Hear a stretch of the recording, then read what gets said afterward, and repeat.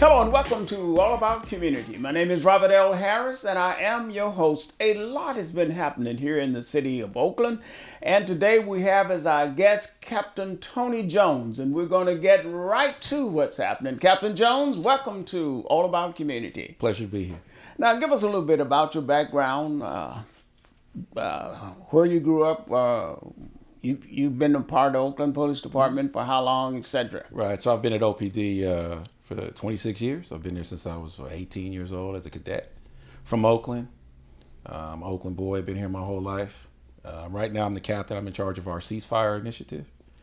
And I'm just here to, have a discussion about what's going on in Oakland and hopefully shed some light on some things for your viewers. Okay, well, very good. Then can you explain why the crime rate appears to be significantly up this year as it was the last couple of years or so? Yeah, I think that there's no appearance to it. It is. The data is telling us that we are having a serious challenge, particularly with gun violence in Oakland.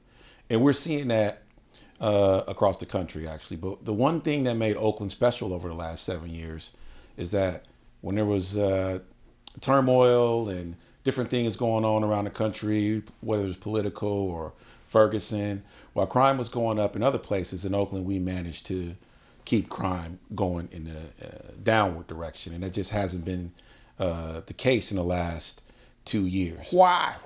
Right. And there's no one reason to it, but I will tell you that before COVID came, we were averaging 2.5 homicides a month. And literally when the lockdowns came, we started seeing an increase in violent crime and different kinds of crime. And, over the years, what the data would tell us is that we would have a lot of gang and group retaliatory shootings. We still had that, especially with non-fatal shootings or a shooting where someone doesn't die.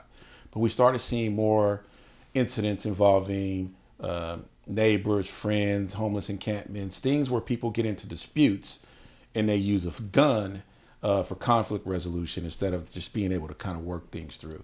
And so I think that there's no one thing. I think, COVID, this is something that none of us have ever experienced before.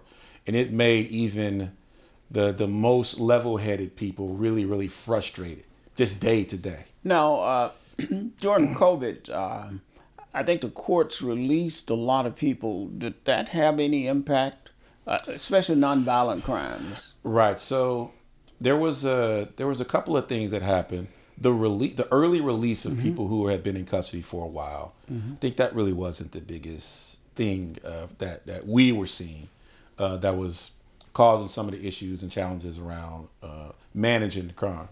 It was the emergency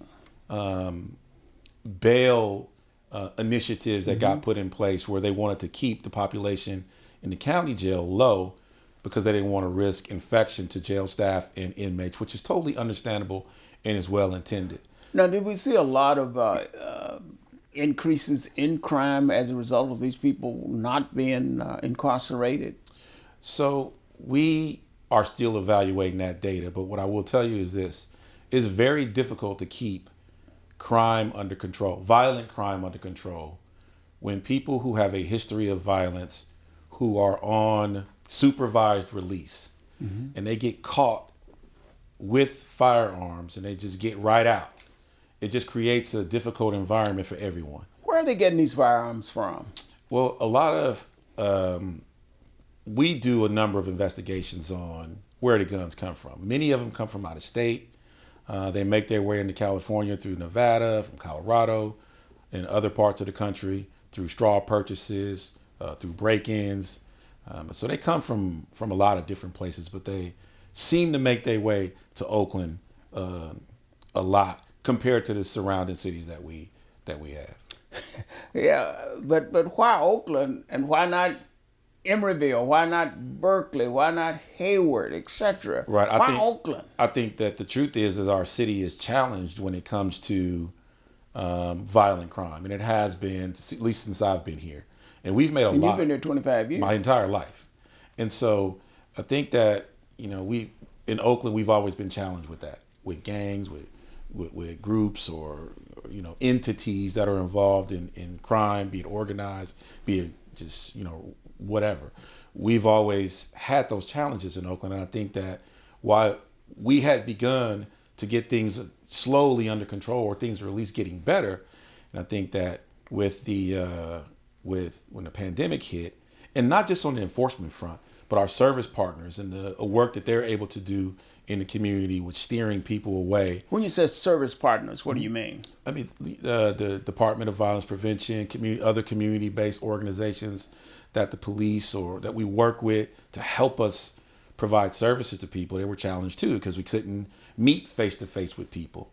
And it made it made the entire situation very difficult. And as I said earlier, that's why it wasn't just one thing. It wasn't just the bail. It was a lot of different things that contributed it with our service providers and our partners who do that kind of work, the street outreach work, not being able to be in the field, helping people stay away or the intervention work where they would help people stay away from criminal activity. We're going to have to go to break, but when we come back, we're going to talk about a program known as Ceasefire. And I believe that you are involved in that. So don't touch that remote. Matter of fact, just put it down. We will be right back with All About Community. My name is Robert L. Harris, and I am your host. My guest is Captain Jones.